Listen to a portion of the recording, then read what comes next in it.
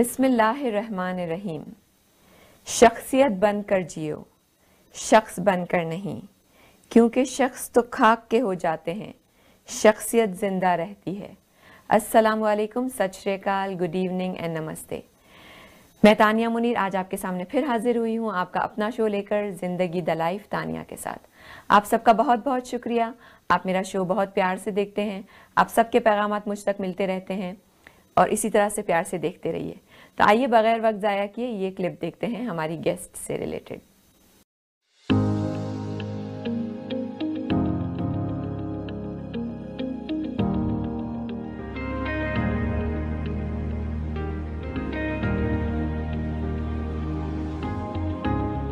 जी, तो आपने क्लिप देखी, आइए अब हम मिलते हैं हमारी गेस्ट से। नमस्ते अर्चना। नमस्ते, थैंक यू फॉर हैविंग मी। मैं बहुत अच्छी हूँ। Thank you so much. आप आई, यहाँ पर आने में कोई तकलीफ तो नहीं हुई? आज थोड़ी स्नो हो रही है तो थोड़ी उसमें डिले हो गया, but otherwise it was good. चलिए, गुड गुड। तो आप मेरे शोज देखती हैं? आपके शोज देखती हूँ, बहुत इन्फॉर्मेटिव रहती है, बहुत अच्छा शो, बोलते हैं ना उम्दा शो लेके आते हैं आप। Thank you so much, thank you. तो अर्चना अपने बारे में प्लीज बताइए थोड़ा। हाँ, तो मैं इंडिया से हूँ, बिहार स्टेट से। ओके। तो वहाँ पे मेरी स्कूलिंग हुई 12th तक। उसके बाद मेरे फादर को बहुत इच्छा थी कि मैं मेडिकल में जाऊँ। नाइस। तो 12th के बाद मैंने फिजियोथेरेपी में एडमिशन ली नागपुर मेडिकल कॉलेज में। तो वहाँ से तालीम खत्म करने के बाद 3 साल वहीं पे जॉब किया मैंने। उसके बाद मैं कनाडा आई यहाँ पे as a research student higher studies के लिए। नाइस। हाँ, तो वो एक बहुत बड़ा मेरे पापा का सपना था कि बाहर फॉरेन जाए पढ़ाई करने। तो एक ही बेटी हैं आप अपने? नहीं, मेरे 2 और भाई बहन हैं। तो एक भाई तो कैलिफोर्निया में है और एक बहन इंडिया में ही है। अच्छा अच्छा। फिर यहाँ पर कनाडा कब आई? मैं आई 2002 में as a master student, research student. तो मैंने रिसर्च किया यूनिवर्सिटी ऑफ मैनिटोबा विनिपेग में। हाँ, तो मैं अकेली आई थी यहाँ पे, कुछ भी नहीं पता था यहाँ का। अकेले लैंड किया विनिपेग में और सारा कुछ नेविगेट किया। मेरे प्रोफेसर जो थे he was very supportive actually. Winnipeg तो बहुत ज्यादा ठंडा है। बहुत ठंड है वहाँ पे। तो मैं नागपुर से आई थी विच वाज लाइक +40 और यहाँ पे -40 देखने को मिला। तो मेरे प्रोफेसर मजाक करते थे, you can survive on Mars, you have seen 100 degrees raise of temperature. हाँ, तो एक अलग सा ही एक्सपीरियंस था जो लाइफ में कभी नहीं, जैसे हाथ फ्रीज हो जाता था, पलकें फ्रीज हो जाती थी। तो जैसे ही फिर मास्टर्स मेरा बहुत ही यूनिक था, रिसर्च बेस्ड था। तो उसमें मैंने एक्चुअली न्यूरो में स्पेशलाइज किया, आफ्टर न्यूरो रिहैब बोलते हैं उसको।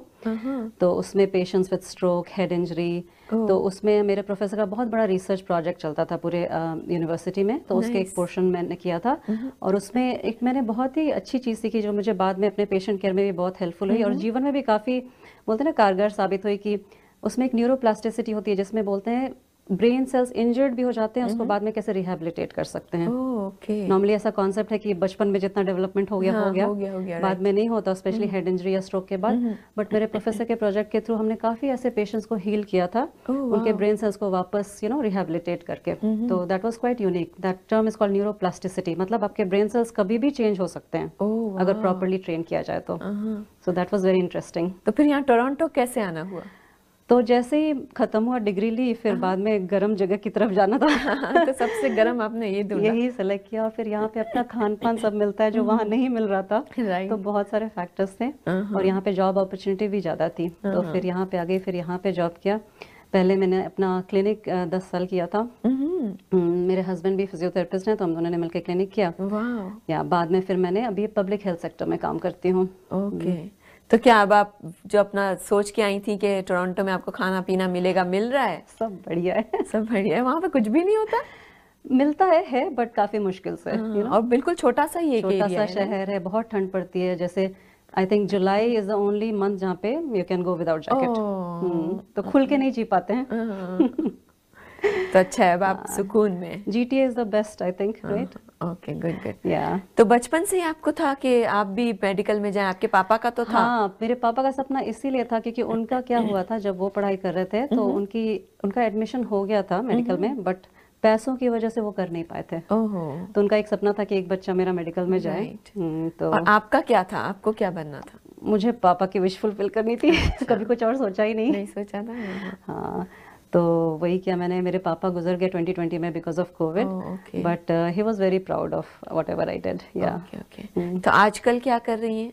तो मैं पब्लिक हेल्थ सेक्टर में काम करती हूँ, ओहिप बेस्ड प्रोजेक्ट कोऑर्डिनेटर हूँ। तो जैसे मिनिस्ट्री ऑफ हेल्थ से फंडेड प्रोग्राम्स होते हैं सीनियर्स के लिए, तो मैं एक स्पेशल प्रोजेक्ट में काम करती हूँ। ये बहुत ही यूनिक प्रोजेक्ट है और ये कुछ साल पहले ही as a pilot project start हुआ था, जिसमें जैसे बहुत सारे बुजुर्ग होते हैं जो मान लीजिए किसी कारण से हॉस्पिटल चले गए, लेकिन वो स्टेबल हैं बट वो घर वापस नहीं जा सकते क्योंकि घर पे उनकी इतनी केयर नहीं हो पाएगी। तो उनको क्या होता है, यहाँ पे लॉन्ग टर्म केयर बोलते हैं, नर्सिंग होम भी बोलते हैं, वहाँ जाना पड़ता है। बट नर्सिंग होम पे यहाँ पे बहुत वेट लिस्ट है, तो घर भी नहीं जा सकते, हॉस्पिटल भी नहीं रह सकते, और नर्सिंग होम भी नहीं जा सकते क्योंकि वेट लिस्ट बहुत लंबी है। तो जाए कहाँ? तो गवर्नमेंट ने एक प्रोग्राम स्टार्ट किया जिसको ट्रांजिशनल बेड प्रोग्राम बोलते हैं। It's like a station from hospital to nursing home. तो बीच में ऐसे कुछ बेड्स रेडी किए रिटायरमेंट होम्स के अंदर जो गवर्नमेंट फुली फंडेड होते हैं, and that spread throughout the Brampton area and Mississauga. वहाँ पे पेशेंट स्टेशन होते हैं for a particular duration till their number comes to go in a nursing home. तो उस तरह उनकी प्लेसमेंट हो जाती है। तो ये कैसे पता चलेगा? ये मैंने भी पहली दफा सुना है। हाँ, ये बहुत यूनिक प्रोग्राम है, ये सबको पता नहीं है। लेकिन जैसे मान लीजिए आपके परिवार के कोई ऐसा हॉस्पिटल में है, तो उनसे जो हॉस्पिटल के जो डिस्चार्ज प्लानर होते हैं ना, उनको आपको ऐसा क्वेश्चन पूछना है कि हम घर पे इनको सपोर्ट नहीं कर सकते और ऐसा कुछ प्रोग्राम है क्या। तो मैं जिस प्रोग्राम में करती हूँ वो ब्रैम्पटन एरिया में है, बट मिसिसागा में भी होगा। सो हर सिटी का अपना एक प्रोग्राम होता है, वो पर्टिकुलर रीजन का। तो ये जो डिपार्टमेंट होता है उसको बोलते हैं home and community care support services. अगर आप गूगल करेंगे home and community care support services, तो आपको इन्फॉर्मेशन मिलेगी और अपने लोकल सिटी के आप ब्रांच के नंबर फाइंड करके पता कर सकते हैं वो। और उसमें फिर जगह अवेलेबिलिटी मिल जाती है? हाँ, तो उसमें यूजुअली क्या होता है, it's a very fast pace program. तो लोग आते जाते रहते हैं, जैसे इधर से आए, इधर नर्सिंग होम गए, फिर हॉस्पिटल से आए नर्स। तो बेड्स हमेशा अवेलेबल रहती हैं, लेकिन कई बार वेट लिस्ट भी रहता है, बट कम रहता है। तो वो डिस्चार्ज प्लानर आपको बता सकते हैं, क्योंकि आपको अगर सच में आप कोई बुजुर्ग है, मान लीजिए उनको लिफ्ट चाहिए, मैकेनिकल लिफ्ट से कई बार उनको उठाना पड़ता है क्योंकि उनको 2 पर्सन भी मिलके उठा नहीं सकते हैं। घर पे कितना मसला आ जाएगा, है ना? तो उसके लिए प्रोग्राम बना है ताकि नर्सिंग होम में क्या होता है, सारी सुविधा होती है, but it's like a mini station nursing home, जहाँ पे आप थोड़े समय के लिए रहते हैं, फिर बाद में आपको प्रॉपर्ली डायरेक्ट किया जाता है। आप सुविधा और समय और इतने अच्छे अच्छे वर्ड्स यूज किए, मुझे ऐसा लग रहा है मैं केबीसी में बैठी हुई हूँ। इससे कि मैंने ये इतने हैवी वर्ड्स जो है वो अमिताभ बच्चन के शो में ही सुने। आप हैवी उर्दू मत बोलने लगना, मुझे कुछ समझ नहीं आएगा। नहीं हम तो नॉर्मल उर्दू बोलते हैं, ताकि इसलिए यहाँ पर मिसिसागा ब्रैम्पटन में हमारे पास इंडियन पाकिस्तानी हम आपस में इसी तरह बात करते हैं, राइट? इंग्लिश कितना बोलेगा, बोल के इंसान इंग्लिश बोल के मुंह भी दर्द हो जाता है कभी कभी। वो तो प्रिटेंड भी लगता है ना कि अपने जैसे लोगों को देखे तो क्यों इंग्लिश बोल रहे हैं। हाँ, राइट। अच्छा, तो मैं ये एक और मैं पूछ रही थी कि आपका वहाँ पर क्या रोल होता है? तो मैं केयर कोऑर्डिनेटर हूँ, मतलब मेरा काम है पेशेंट जब हॉस्पिटल से आए उस जगह पे जो ट्रांजिशनल बेड प्रोग्राम है, वहाँ से लेकर नर्सिंग होम तक की सारी जर्नी मैं देखती हूँ। मैं कोऑर्डिनेट करती हूँ सारा प्रोग्राम।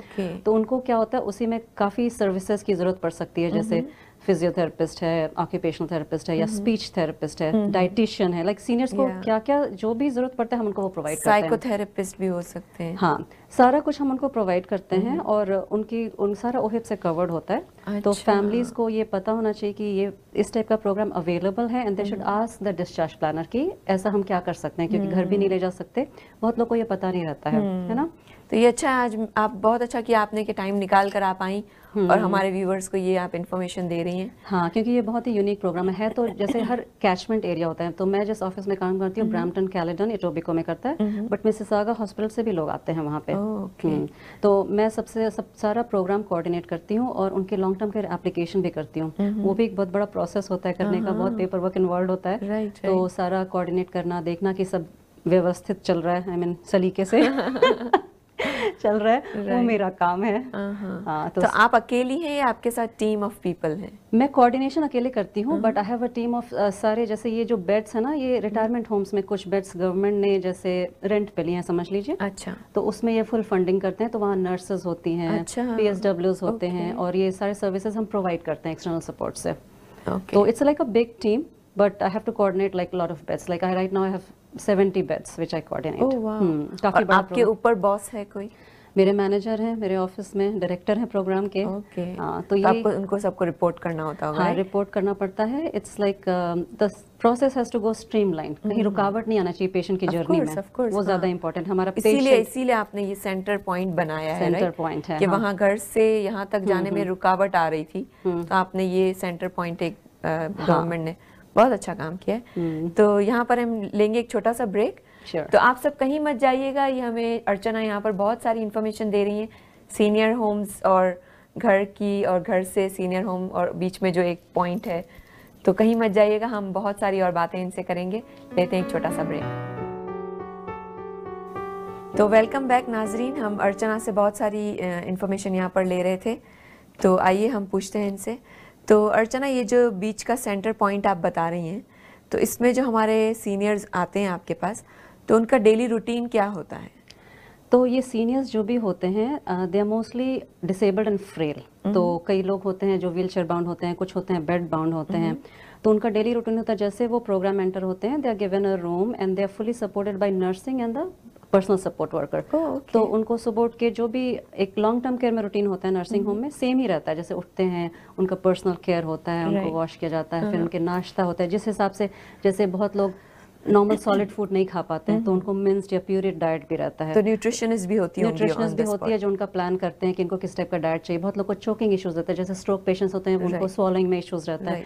तो वो सारे तरीके से उनको सब कुछ देखभाल किया जाता है उनका, और सारा चीजें इंक्लूडेड होती हैं ओहिप में। सारा कुछ इंक्लूडेड है ओहिप में। सो यू शुड हैव और अगर वैसे कोई सीनियर हो जिसका फॉर एग्जांपल फ्रैक्चर हो गया, फ्रैक्चर नी या कुछ हो गया है, तो अगर वो, उनको खाने पीने में तो कोई प्रॉब्लम नहीं है, राइट? नहीं। घर से अगर खाना लाना चाह रहा है कोई, घर से खाना मोस्टली ऐसे जगहों पे अलाउड नहीं होता है, बट फैमिलीज जैसे आती हैं लंच ब्रेक में, अगर लेके जाती हैं, अगर खिला देती हैं तो कोई मसला नहीं रहता है, कोई मसला नहीं रहता है।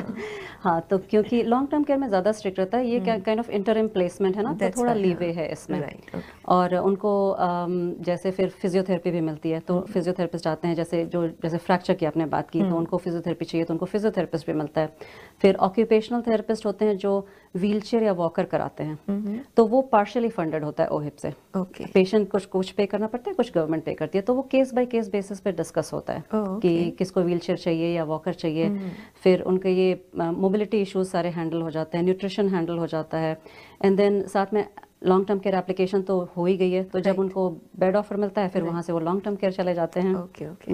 और यहाँ पे बस सिर्फ अंदर ही वो रहते हैं या उनको कोई एक्टिविटीज भी कराते हैं, बाहर ले जा रहे हैं? कोविड के समय अभी कोई सारी एक्टिविटीज बंद थी, धीरे धीरे शुरू हो रही हैं, but it depends on the homes also. जैसे कई बार क्या होता है, क्योंकि seniors are very vulnerable population है ना, उनको बीमारी जल्दी आती है। बिल्कुल, हाँ। तो बहुत ज्यादा इंटरमिंगल, स्पेशली अभी फिर से फ्लू सीजन आ रहा है, तो थोड़ा रिस्ट्रिक्टेड है, बट एक्टिविटीज होती हैं। कई बार टीवी रूम्स रहता है, लोग अपने रूम में टीवी भी डाल देते हैं। हाँ, so it's like almost like a long term care home but with a mini station. अच्छा, हमने सुना आप योगा भी सिखाती हैं? जी, मैं योगा और मेडिटेशन टीचर भी हूँ। Oh nice. हाँ, तो ये कब से शुरू किया? इसकी जर्नी मेरी बहुत इंटरेस्टिंग है। तो जब मैं ग्रेड 12 में थी पटना में, इन बिहार में, तो वहाँ पे हमारे थी तो मैं कॉन्वेंट स्कूल में, बट हमारी जो प्रिंसिपल थी she was very fitness oriented. तो हमारे यहाँ पे गेस्ट स्पीकर्स आते रहते थे। तो एक वहाँ पे बड़ा फेमस स्कूल है, बिहार स्कूल ऑफ योगा, जो बहुत ही ट्रेडिशनल है। तो वहाँ के जो हेड थे वो आए थे, और स्पेशली ग्रेड 12 के लिए आए थे, क्योंकि हम बहुत टेंशन लेते थे पढ़ाई का क्योंकि बोर्ड्स था। तो उन्होंने बताया, अच्छा योगा से फोकस बढ़ता है, कंसंट्रेशन बढ़ता है, बच्चे बड़े शार्प बन जाते हैं। मैंने तो ये सब कभी सुना नहीं था, क्योंकि मेरे फैमिली में, परिवार में कोई योगा कभी किया नहीं था, ना मैंने किसी को देखा था करते हुए। तो मुझे बहुत ही आश्चर्य लगा। तो फिर ना मैं दौड़ के उनके पास गई कि स्वामी जी प्लीज ऑटोग्राफ दे दो क्योंकि as a student we are excited कि कोई सेलिब्रिटी आया है। तो बोलते हैं, बच्चे हम ऑटोग्राफ नहीं देते, हम आशीर्वाद देते हैं। अच्छा।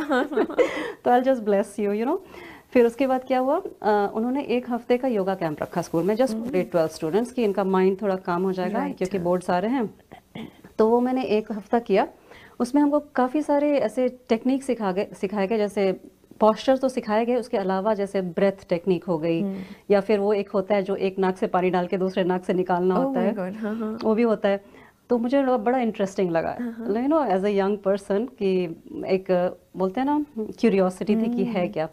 तो वो उसको बोलते हैं जल लेती, एक नाक से पानी डाल के दूसरे नाक से निकालना ना। मुझे साइनस और एलर्जीज बहुत होती थी, उसको करते करते मेरा साइनस प्रॉब्लम भी ठीक हो गया। Oh nice. तो मैंने अपने फ्रेंड्स को, फैमिली को, सबको सिखाना शुरू कर दिया। और सेकंड बेनिफिट मैंने ये देखा, मुझे ये फायदा हुआ कि मेरा फोकस बहुत बढ़ गया पढ़ाई में। 4-5 घंटे कंटिन्यूस पढ़ लेती थी मैं, सारा मतलब थकती नहीं थी। और तो आपके स्वामी जी ने जो आशीर्वाद दिया वो काम कर गया। वो ऐसा काम किया। I was a good student but I was not a topper anything.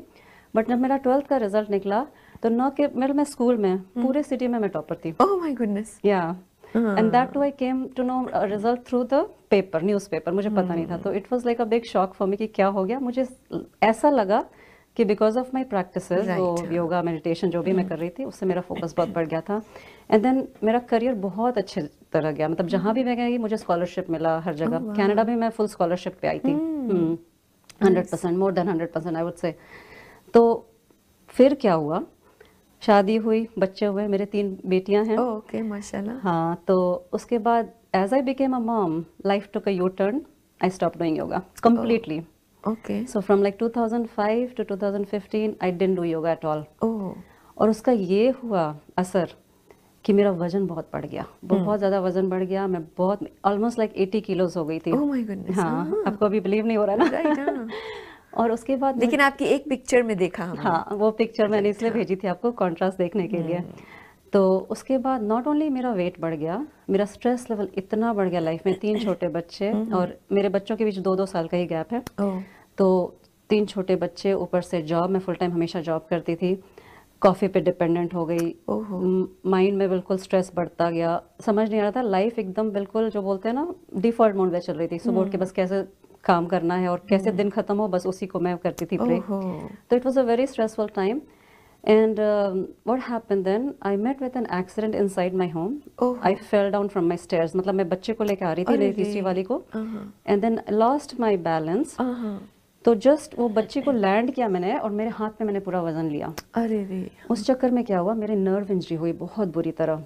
तो जैसे ही मैं आके बैठी, उसके बाद जब मैं स्लिप हुई, उस समय तो कुछ पता नहीं चला, but after 5 minutes my face got red and this thing, and then मैं बोल नहीं पा रही थी, सांस नहीं ले पा रही थी, नर्व मेरी C7 पुल हो गई थी। Oh my goodness. हाँ। तो my husband call 911। I was in hospital for a day night, but hospital में फिगर आउट नहीं कर पा रहे थे कि क्या problem, because CT scan everything was okay that time, and then it was just a nerve pain, very severe nerve pain. So घर आई, 3 दिन बेड रिडन थी। फिर से जाके CT स्कैन कराया तो पता चला 3 डिस्क पॉप आउट हैं। ओह माय गुडनेस। C5, 6, 7। अगर आप मेरा MRI देखेंगे ना तो लगेगा ये कैसे जिंदा है, you know? अरे बाप रे। ऐसा हाल था। तो फिर मुझे रियलाइज हुआ मैंने अपने बॉडी को क्या बना लिया है, you know, it was all because of muscle weakness. Of course, ladies की स्पेशली अपर बैक ये सब इतनी वीक हो जाती है, we are always working forward, picking up kids, you know. तो मैंने उस समय ऐसा अपने आप को ही प्रॉमिस दिया कि I will change my thing, I won't be weak anymore. अगर मैं जिंदा रही तो I was like bed ridden for 3 days। मेरे माइंड में यही चल रहा था कि मैं क्या करूं, लाइक कैसे इससे उबरूं। ऐसा लग रहा था कि मैं मर ही जाऊं। ऑफ कोर्स, पेन इतनी ज्यादा थी, राइट। हाँ, क्योंकि माइंड थोड़ा डेल्यूजनल हो जाता ना पेन में। बिल्कुल बिल्कुल। तो बस वो 3 छोटे बच्चों को देख के शायद मैं जिंदा रही। तो उसके बाद मैंने सोचा no, I have to change, do something. और कोइंसिडेंस ऐसा हुआ कि वो 2015 में हुआ और उसी साल यूनाइटेड नेशन ने इंटरनेशनल योगा डे डिक्लेयर किया था 21 जून को। ओके। तो मुझे याद आया, अरे ये मेरे लिए आया है। ये तो मैं पहले करती थी। और ऐसा होता है ना, जैसे आपने कुछ बहुत अच्छी चीज टेस्ट की है, आपको वापस उसकी याद आ जाती है। जी बिल्कुल। मेरे साथ एग्जैक्टली वही हुआ। I said I have to start back yoga. तो इस बार मैंने फिजिकल फिटनेस पे बहुत ध्यान दिया, वजन कम किया मेरा। तो विद इन 2 or 3 years मेरा बैक टू नॉर्मल आ गया वेट, क्योंकि मैंने पूरे अपने खाने का जो सिस्टम है ना पूरा चेंज कर दिया।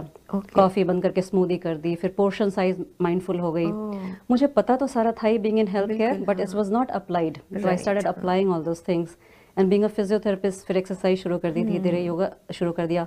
और इस बार मैं माइंड पे ज़्यादा ध्यान दिया मैंने, यू नो, मेडिटेशन ज़्यादा शुरू कर दिया। तो स्ट्रेस लेवल एकदम से कम हो गया।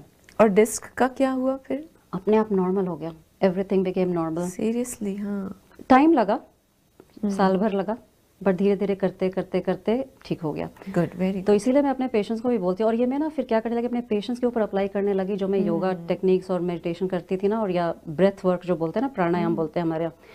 तो इतना उनमें मैंने फ़ायदा देखा, तो मैंने सोचा सिर्फ मैं पेशेंट्स को क्यों करूँ, बाहर भी करना चाहिए। बिल्कुल। तो फिर मैंने अपनी प्राइवेट प्रैक्टिस छोड़ के फिर मैंने एक ये जॉब लिया जो अभी प्रेजेंट कर रही हूँ। सो दैट बिकॉज अपनी प्राइवेट प्रैक्टिस में आप पूरा टाइम उसमें रहते हो, राइट? बिल्कुल। You don't get time to think about anything else. But मुझे योगा और मेडिटेशन से इतना फ़ायदा हो, मुझे लगा ये knowledge should go out there, this is like a free resource. और मैं जब यहाँ आई तो मुझे लगा यहाँ पे योगा बहुत एक्सपेंसिव है। मतलब लोग अफोर्ड नहीं कर पाएंगे, लाइक $15 $20 पर क्लास कैसे अफोर्ड कर पाएंगे, and this is something to be done life long. Yeah so because of that I started this non profit, तो इसलिए मैं नॉन प्रॉफिट में योगा सिखाती हूँ। और ऑनलाइन सिखाती है? सारा कुछ ऑनलाइन है।